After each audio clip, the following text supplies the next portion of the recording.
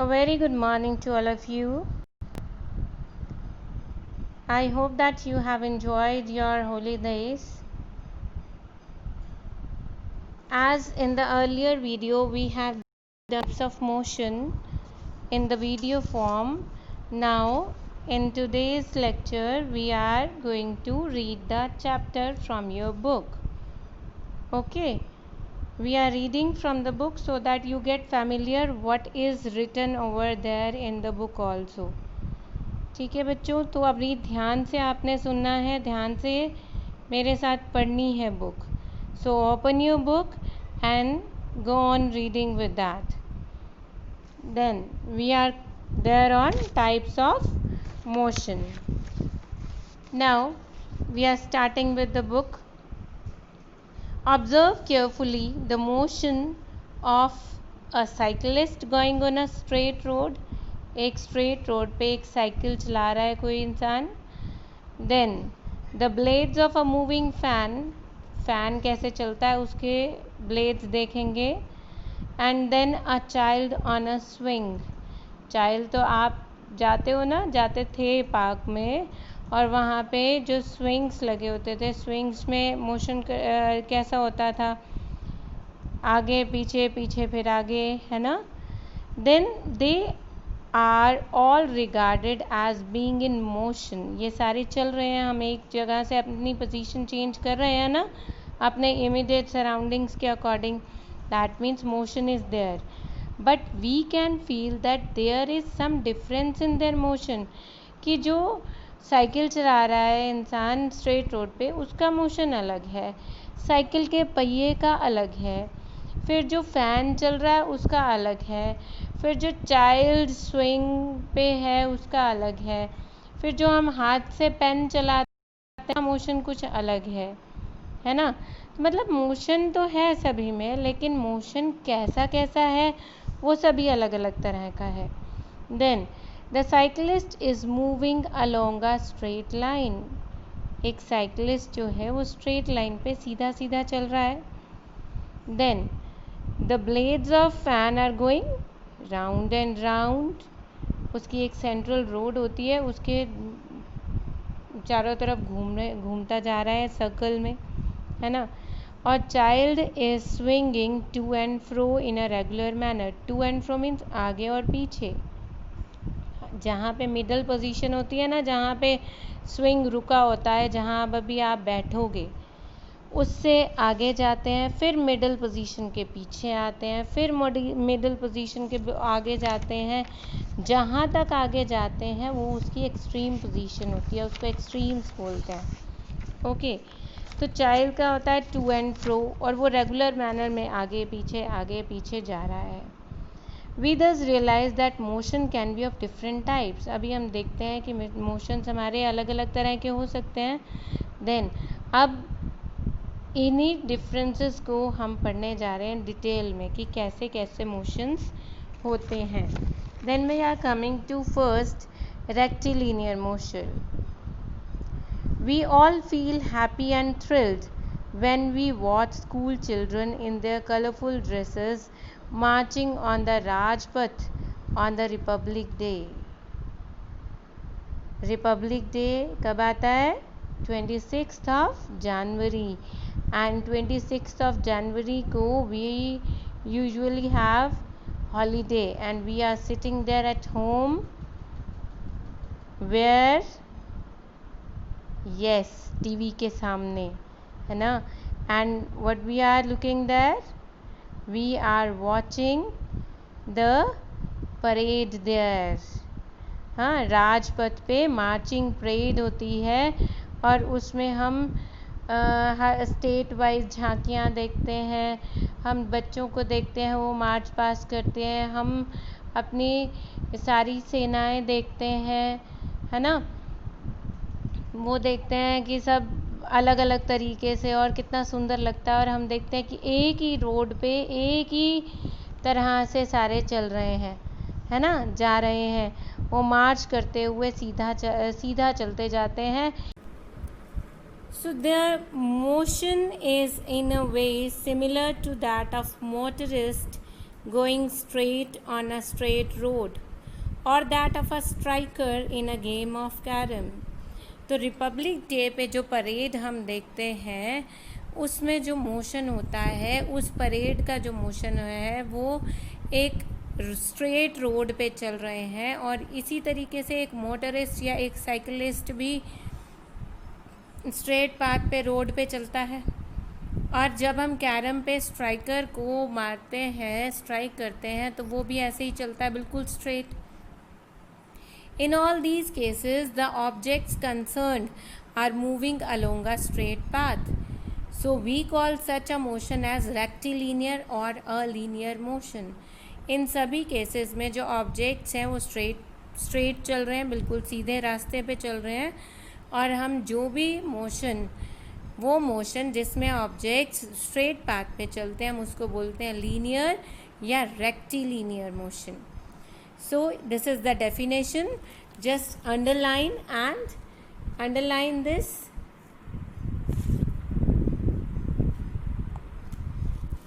This one, and you have to learn this also. Object is said to have a rectilinear motion if the changes in this motion are all along a straight line path. Okay, now what you have to do? You have to write 5 other examples of rectilinear motion. Okay बेटा, now and this is your homework. साथ साथ मैं बोल रही हूँ, साथ साथ आपको करना है in your rough notebook. Okay, then we are coming to curvilinear motion. Now have you seen a boy standing on the bank of river or near a pond or throwing a stone into it? Boy को क्या देखना, ये काम तो आपने भी किया होगा, है ना. Bank of river means river के किनारे पे खड़े होके या पोंड के पास खड़े होके या किसी भी पानी वाली जगह में खड़े होके आपने उसमें पत्थर तो ज़रूर मारा होगा, है ना. The falling stones moves from one position to another along a curved line. अब उस हैंड से, आपके हैंड से पत्थर पोंड के अंदर गया, पानी के अंदर गया, तो वो उसका जो उसका जो पाथ है, रास्ता जो है वो कर्व्ड है ना, वो सीधा नहीं गया ना. हमने गोल घुमा के उसको फेंका, जैसे हम क्रिकेट में बॉल को फेंकते हैं, है ना. सो ये है कर्वीलिनियर की, एक लाइन में तो जा रहा है लेकिन कर्व्ड लाइन में चल रहा है. Okay, now the next line you have to underline as well as you have to learn it, that when an object moves from one position to another along a curved line, एक object चल रहा है, एक जगह से दूसरी जगह पे जा रहा है, लेकिन उसका पाथ क्या है, रास्ता क्या है, कर्व्ड लाइन, मुड़ी हुई टेढ़ी लाइन. ठीक है, then that object is said to have curvilinear motion. Linear मतलब सीधी लाइन में, अगर सीधी लाइन है तो रेक्टिलिनियर हो गया, अगर टेढ़ी लाइन है तो वो कर्वीलिनियर हो गया. देन अ बस moving up hill on a zigzag road. तो हिल के ऊपर जब हम जाते हैं तो वो सीधी रोड कभी नहीं होती ना, पूरा हिल हम घूमते रहते हैं ना. जब भी पहाड़ पे जाते हैं तो कभी भी सीधी स्ट्रेट रोड नहीं चलती है, क्योंकि वो सीधा बहुत स्टीप हो जाएगा, हम ऐसे नहीं चल सकते, नहीं मतलब हमारे व्हीकल्स नहीं चल सकते. हम ट्रैकिंग कर सकते हैं, that is another thing, ropes के थ्रू आप ऊपर जाओ, लेकिन नॉर्मली आप हिल पे जिगजैग रोड्स होती हैं, round and round they goes, and this is the curved.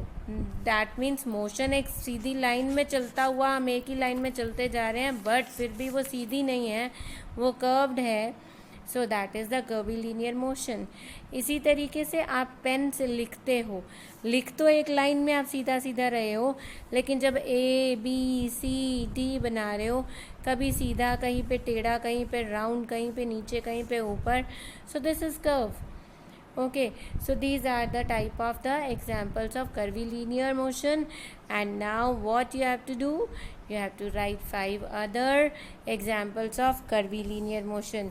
ठीक है, सभी टाइप्स ऑफ मोशन के आपने 5 मोशंस एग्जाम्पल्स लिखने हैं.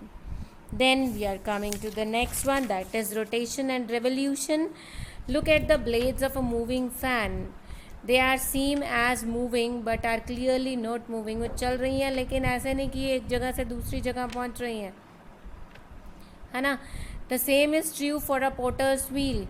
पोटर्स का जो घड़े बनाने वाला जो कुम्हार होते हैं उनका जो व्हील होता है वो भी घूम रहा है, कंटिन्यूसली मूव कर रहा है। मैरी गो राउंड झूला खाते हो वो भी घूम रहा है, चल रहा है, आपको बहुत मज़े भी आ रहे हैं, बट वो एक जगह से दूसरी जगह नहीं जा रहा है, वो एक एक्सिस के, एक सेंट्रल पोजीशन के चारों तरफ घूमता जा रहा है। In all these cases, the objects concerned are changing their position with time, but are still एक ही जगह पे खड़े खड़े वो उसके चारों तरफ घूमते जा रहे हैं। तो ऐसा जो मोशन होता है रोटेटरी मोशन होता है। So now you have to underline this definition and learn it also. What?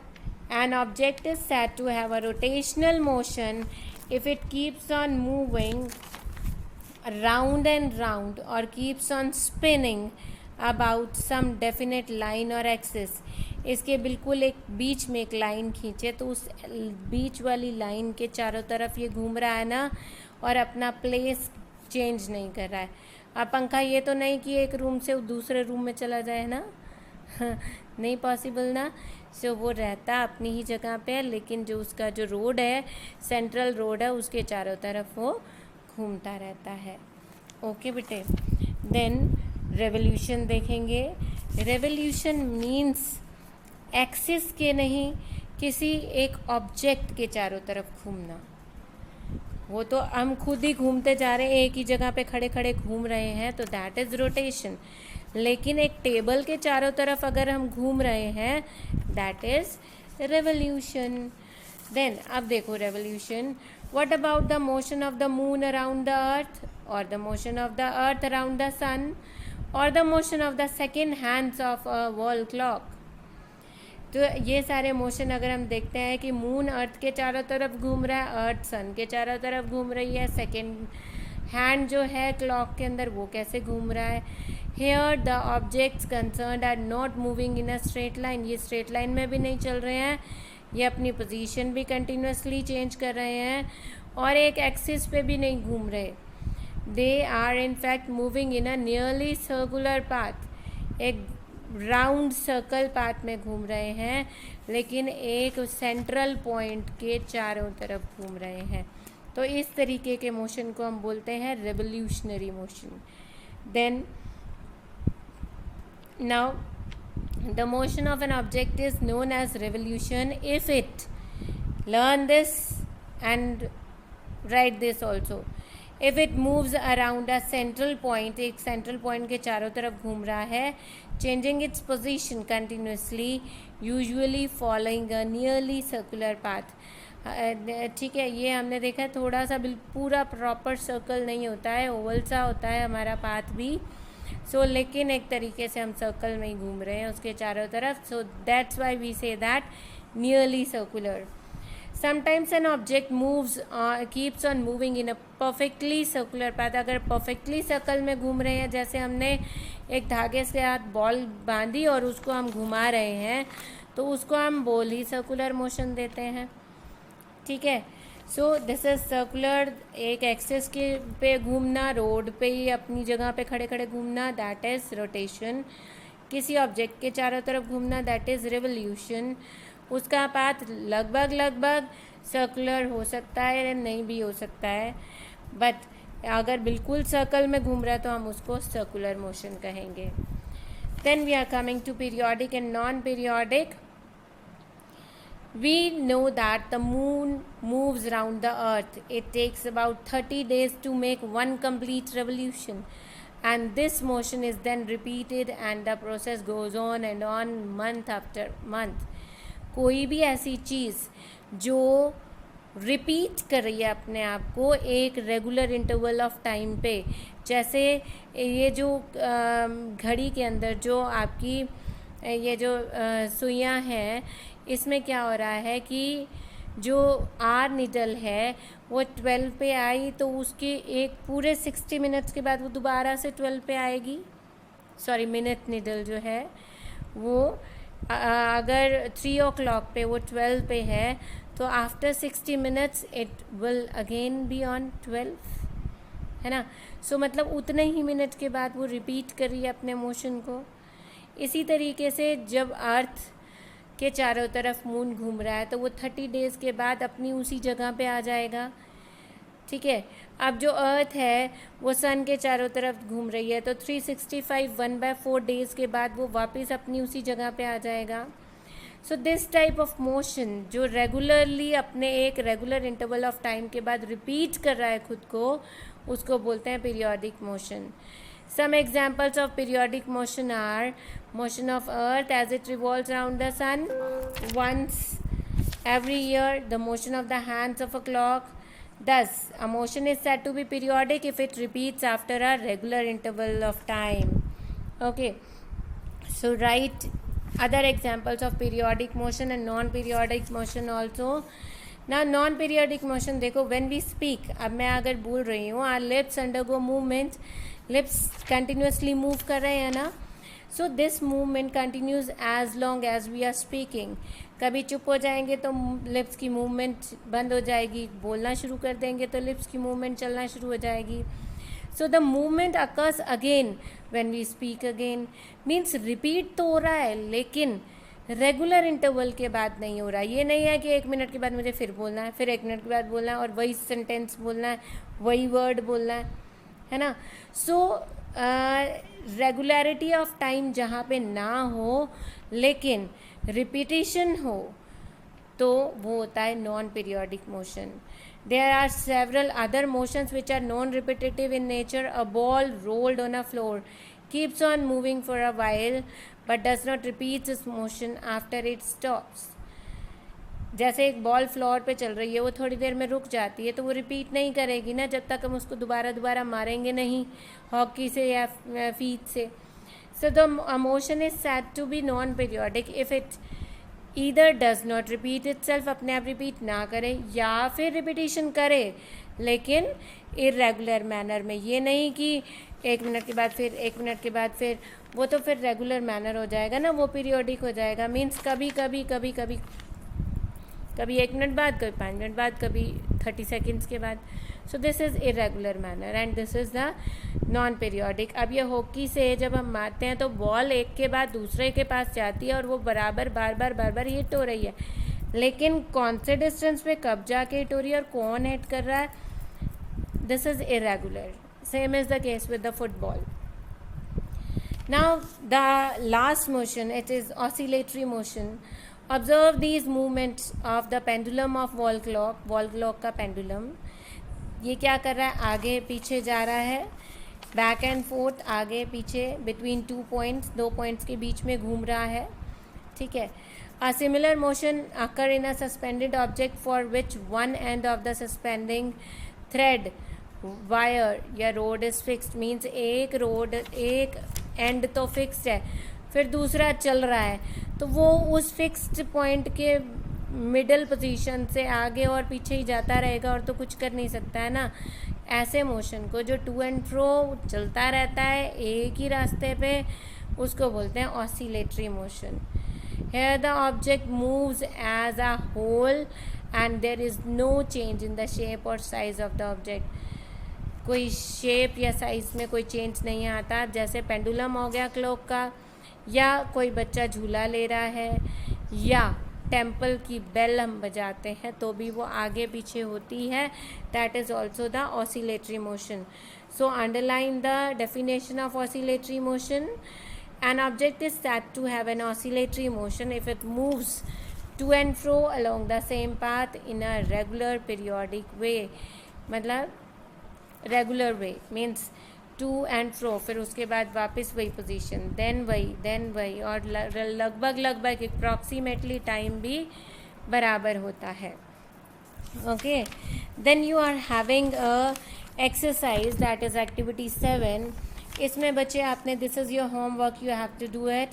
इसमें आपने टाइप्स ऑफ मोशन देखने हैं कि इसमें किस तरीके के मोशन है. Write them in the table given below in your book. Okay fine. Then the last topic of the chapter is force. देखो, this is a hand cart. आपने देखा है इसके ऊपर सब्जी वाले रेडी लेके चल रहे होते हैं. A hand cart is filled with a load. If it is standing on the road, Rohan and his friends push it hard. ये सड़क पे खड़ी थी, रोहन और उसके फ्रेंड्स ने उसको पुश किया. Then it starts moving. The more they push, जितना ज़्यादा वो धक्का लगाएंगे उतनी तेज़ ये कार्ट चलेगी. When they are joined by third friend, अगर तीसरा फ्रेंड भी आ गया तो वो पुश ज़्यादा करेगा, ज़्यादा उसके ऊपर फोर्स ज़ोर लगेगा और वो ज़्यादा तेज़ चलती जाएगी. So if it is the push applied on the cart के ऊपर एक पुश हमने लगाया जिससे उसके अंदर मोशन आया. Again suppose the door of a room has been jammed and we try to pull it. हम उसको अपनी तरफ खींच रहे हैं but it does not open. हमारे 2-3 फ्रेंड्स और हमारे साथ लग जाते हैं जिससे वो एनर्जी ज़्यादा लग जाती है कि हम ज़्यादा ज़ोर से उसको खींच पाते हैं. The door opens. Here it is the pull. यहाँ पे हमने उसको खींचा अपनी तरफ. जब हम अपनी तरफ खींचते हैं उसको कहते हैं पुल. जब हम धक्का लगाते हैं उसको कहते हैं पुश. तो यहाँ पे पुल की वजह से, खींचने की वजह से मोशन हुआ. सो ये जो 2 एग्जाम्पल्स है ये हमें क्या बता रहे हैं कि एक ऑब्जेक्ट के अंदर मोशन प्रोड्यूस होता है. The motion can be produced in an object by giving a push to it और बाय पुलिंग इट. या तो उसको पुश करके या उसको पुल करके. Then we can therefore say that we can produce motion in a body. एक body में हम मोशन प्रोड्यूस कर सकते हैं या तो पुश से या पुल से, या धक्का लगा के या अपनी तरफ खींच के. देन दिस पुश और पुल को हम क्या बोलेंगे, एक टर्म देंगे, that is force. So a force may be thought of as a push or a पुल. अब डू यू नो, अपनी आप बुक में देखिए, a force can produce many effects. Force से बहुत सारे इफ़ेक्ट्स हो सकते हैं. हम चलती हुई चीज़ को ब्रेक लगाएंगे या चलती हुई बॉल है उसको कैच कर लेंगे तो वो रुक गया ना, उसका मोशन स्टॉप हो गया, तो हम किसी मोशन को स्टॉप कर सकते हैं. हम पड़ी हुई बॉल को अगर किक करेंगे वो चलने लग जाएगी. We can produce motion with force. अब अगर एक बच्चा आपको बॉलिंग कर रहा है और आप बैट से उस बॉल को दूसरी डायरेक्शन में भेज देते हो तो आपने क्या किया, आपने पुश किया क्रिकेट बैट से बॉल को और उसकी मोशन की डायरेक्शन चेंज हो गई. और साथ में क्या चेंज हो गई, स्पीड भी चेंज हो गई. ज़ोर से मारोगे तो ज़ोर से छक्का लगेगा या चौका लगेगा, नहीं तो धीरे से करोगे तो फिर आप 1 रन या 2 रन ले सकते हो, है ना. अब मम्मा जब रोटी बनाती है तो आटे से डो से एक गोल सी बोल बनाती है. उस बोल को चकले पे रखती है, फिर उसको बेलन से गोल गोल चपटी रोटी बनाती है. तो हमने उस बेलन से उस गोल बॉल की शेप भी चेंज कर दी, साइज़ भी चेंज कर दिया, है ना. सो ये सब किससे हो रहा है, फोर्स से. ओके बेटा. सो एक जो फोर्स होता है वो पुश या पुल होता है जिससे किसी भी चीज़ में मोशन प्रोड्यूस हो जाए. ओके. एंड इससे ये सारे इफ़ेक्ट्स आते हैं. तो फोर्स से कौन कौन से इफ़ेक्ट्स आते हैं वो भी आपने याद करने हैं with examples. Okay, you have to write in your rough notebook and you have to do the activity number 7 also. This is your homework. So this completes your chapter, and in our next class we will be doing the exercise of this. Thank you.